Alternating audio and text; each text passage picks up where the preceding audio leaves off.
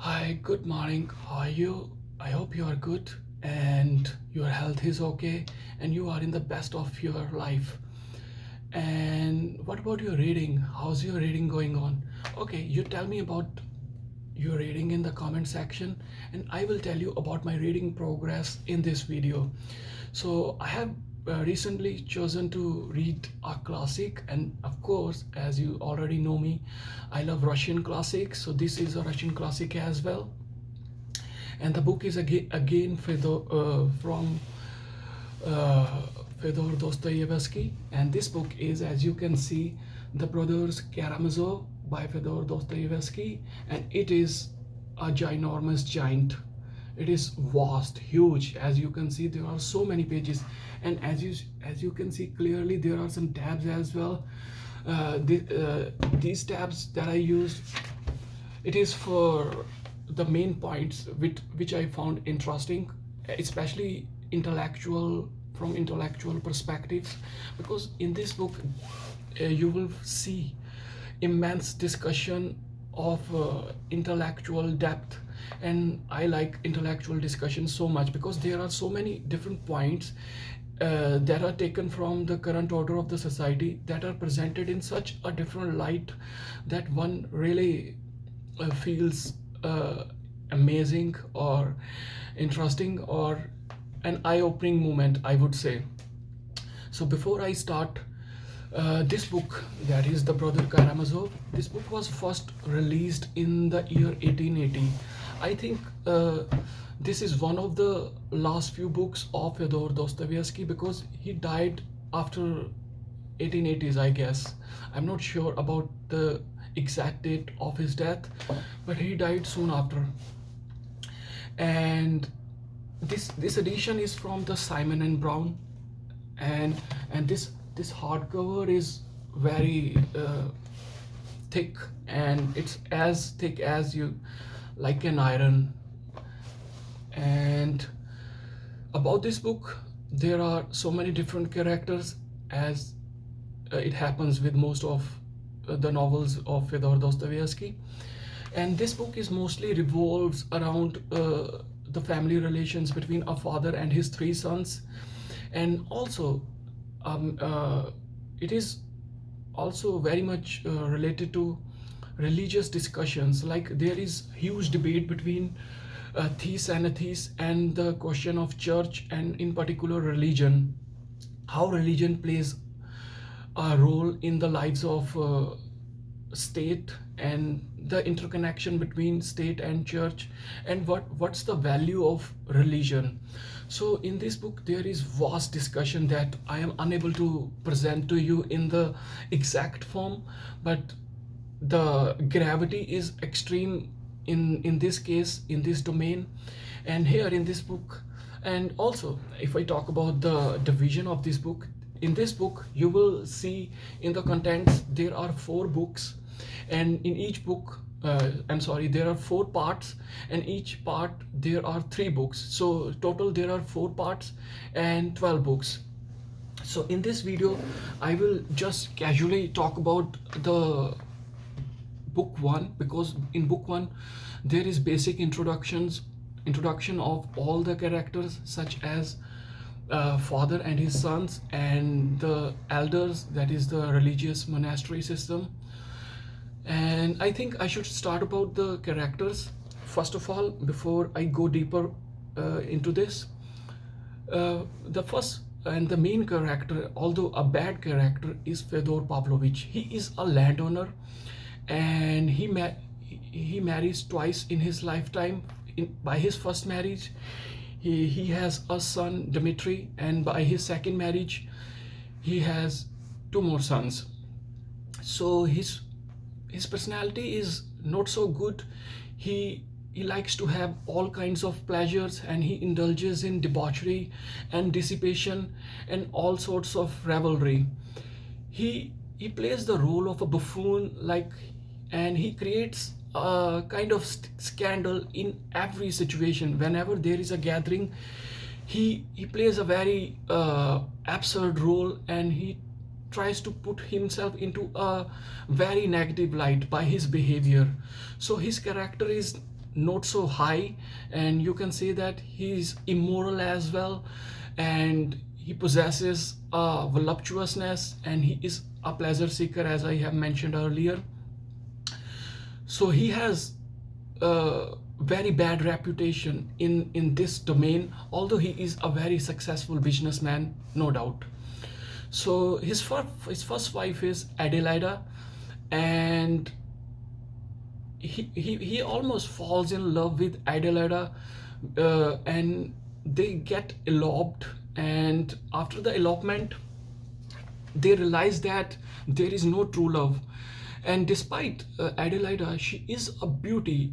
Fedor Pavlovich has no real interest for this beauty. And Adelaida, after some time, also realizes that she also has no feeling for Fyodor Pavlovich, and there is no deep connection or real bond in between them, though they have a son named Dmitri. And after some time, Adelaida realizes that they are not compatible with each other, and she once again eloped with a divinity student, and she moves to Petersburg, and there she lived for some time before her demise as a result of massive poverty and deep starvation. So this is the end of his first wife, Adelaida. And now, after some time, before I talk about his second marriage, and now he has this son. And as you know that Fyodor Pavlovich is a debauchee, he indulges in pleasures. So this son is a hindrance. He doesn't want to raise this child. So Grigory, who is a Fyodor Pavlovich's servant, he takes the command of this son, and does his upbringing for some short period of time. And then after some time, the son is in the custody of his Grigory, who lives in a lodge near the Fyodor Pavlovich's house. He has a grand house, and now he wants to marry again. He goes to a town for his business, not for marrying purpose, for a business purpose. And there he sees a girl, Sophia. She is in the custody of a general's widow, and this Sophia is an orphan. And at once he finds himself in this position to get married, and indeed they get married. But the general's widow is against this marriage, but she is unable to restrain this marriage, and they get married. Sophia is also a beauty, and with this marriage, Fyodor Pavlovich gets two more sons named Ivan and Alyosha.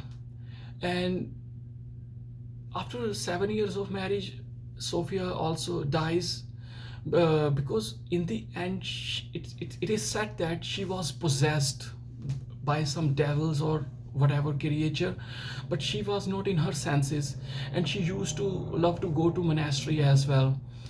So this is the end of Adelaida. Now we can talk about these three sons. And Dmitri, the first son. For some time, he is raised by Grigory, but after some time, he is taken over by his first wife's cousin Musov, and he remains with him or in his patronage. And Dmitri enters into gymnasium. It is a kind of high school, but he doesn't continue his education, and then he enters into a military school. And after entering military school, he also goes to Caucasus. Caucasus is kind of, I guess, it's a geological area near Russia. Yeah, it is a geological area near Russia, and he fights there, I guess. And because of his performance, he gets a promotion. But after some times, he has a duel. In a duel is a fight between two person because of honor or some other values. So because of this duel, he gets a demotion. And I'm not exactly sure, like, at this stage, at the beginning of this novel, at this point, whether he is still in the service or he has been fired or get retirement. I'm not sure about this, but he has been in the service before. So Dmitri has a very wild personality. He is extremely passionate, he is honest as well, and he has very limited control on his self, and because of this he constantly finds himself with trouble, and trouble is his second mate, I would say. Now we talk about the second son, who is Ivan. Ivan and Alyosha, the other two sons, initially they are in the custody of Grigory, as in the case of Dmitri, because Fyodor Pavlovich doesn't want his life to be hindered by his sons, because he is a pleasure seeker, a brutal pleasure seeker. He doesn't want anyone in his way. So initially, kids are raised by uh, Grigory, and then after some time, as I have said, the general's widow, who had the custody of Sofia, Fyodor Pavlovich's second wife, she comes to the district and she takes command of both the children, and she also in her visit abuses Fyodor Pavlovich because of his immorality, and she also uh, crushes Grigory, though Grigory uh, did his best to raise the children in all best possible manner. So now general's widow has the custody, and after some time this general's widow dies, and the custody of the children goes to widow's relations. And after some time, I think the this general's widow, she had a son. She took the custody of both these children. So there, these children remain for a while, and after some time, Ivan, who is the second son, he realizes that he is living on somebody else expenses. He has a very solid and honest conscience, and he immediately realizes that he won't stay there anymore, and he will leave the house at once. And I guess uh, that's very interesting. And he goes to the gymnasium like Dmitri, his brother, but he doesn't complete his education there, because he wants to go to university, because he has no money, and still he desires to go to the university, and he has a deep intellect. In university, for the first 2 years, he lives in abject poverty. He has no money, and he hates begging money to someone else, and he doesn't like to ask money. So for 2 years he is in this grave condition, in a very miserable position. And then he, because as I have already said, he is very knowledgeable, he has intellect, he starts writing some publication for this newspaper I don't know the name of, and there he starts getting fame. Gradually he makes his name, and he, at this stage of the novel, he is a recognized, renowned name in the literary circle, and he has written many articles of fame. So at this stage he is an intellectual person who possesses vast knowledge. So Ivan is a knowledgeable person at this stage of her novel in book one. And now we can talk about the Alyosha, who is the third son of Fedor Pavlovich. He is very simple, kind-hearted, and he doesn't see bad in the world. He he always avoids being judgmental. He never judges anyone. This is his nature, and because of his nature, wherever he goes, people love him. And when he was raised by the families in different houses, he was loved by all of them.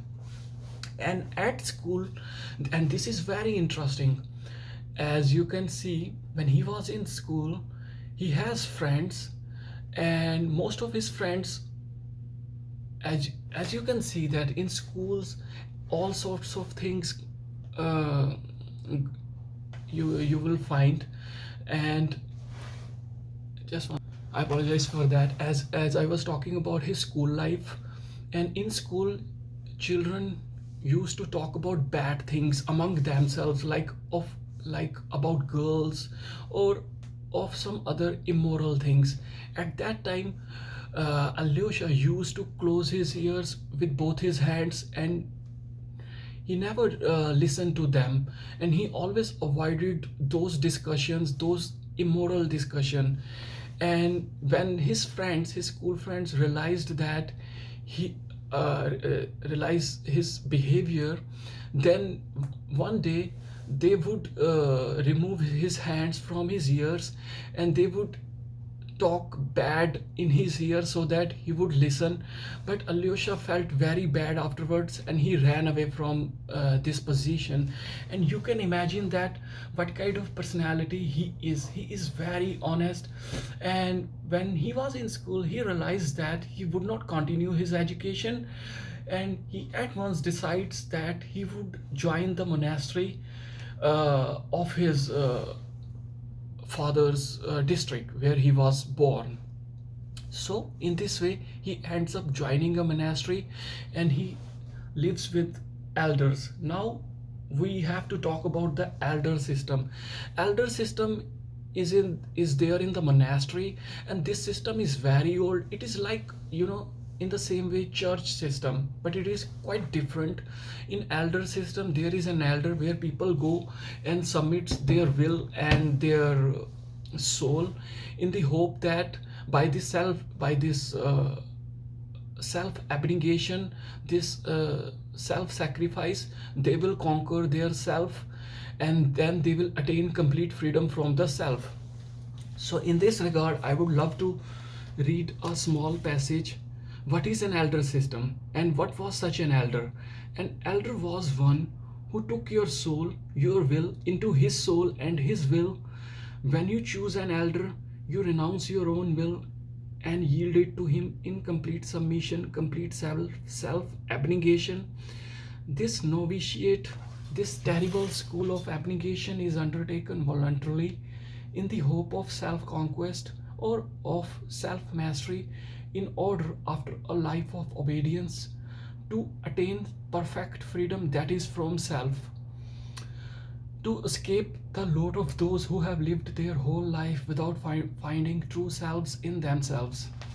So, this institution of elders is not founded on theory, but was established in the East from the practice of 1,000 years. The obligations due to an elder are not the ordinary obedience which has always existed in our Russian monasteries. The obligation, and this is very important point, the obligation involves confession to the elder by all who have submitted themselves to him, and to the indissoluble bond between him and them. So, as you can see, that there is this indissoluble bond, and when you submit your soul to the elder, you cannot run away from your responsibilities, and you have to remain to be in the service of elder, because you have already submitted your soul, your will. So you cannot run away from this. If you were to go away, there would be consequences. As you read this novel, I hope you will understand what I'm trying to say.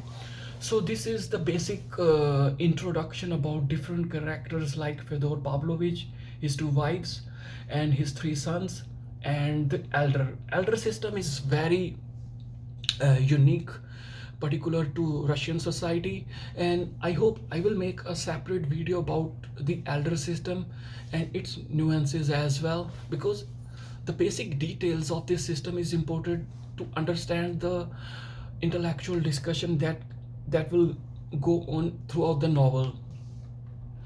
And there are other interesting characters as well, like Father Superior, Katerina Ivanova, and Grushenka. Grushenka, she is an interesting personality. Both Fyodor Pavlovich and Dmitri, they are in love with Grushenka, and they fight till death for this character. And this character is vicious. She has her own cunningness, and she practices it on both of them. And the end is really brutal of this love affair, as you will see in this novel. So I guess this is the, I don't want to talk further about this thing, as I have already said. I will restrain myself to book one only, and this is all about the book one that is there in this book. And I hope I have tried my best to make you aware, at least to some extent, about this book. So this book is very interesting so far, and I hope I will make plenty full of videos in this regard, bucket full of videos, because every single chapter, in my opinion, deserves a video and some kind of discussion. And yeah, there are so many things, and I am sad that I cannot cover so many things that are there in this book. So with your permission, I would like to take your leave, and I would recommend you to choose this book, especially when you want to learn about the 19th century Russia, when you learn about the family values, when you learn about the social system of Russian society.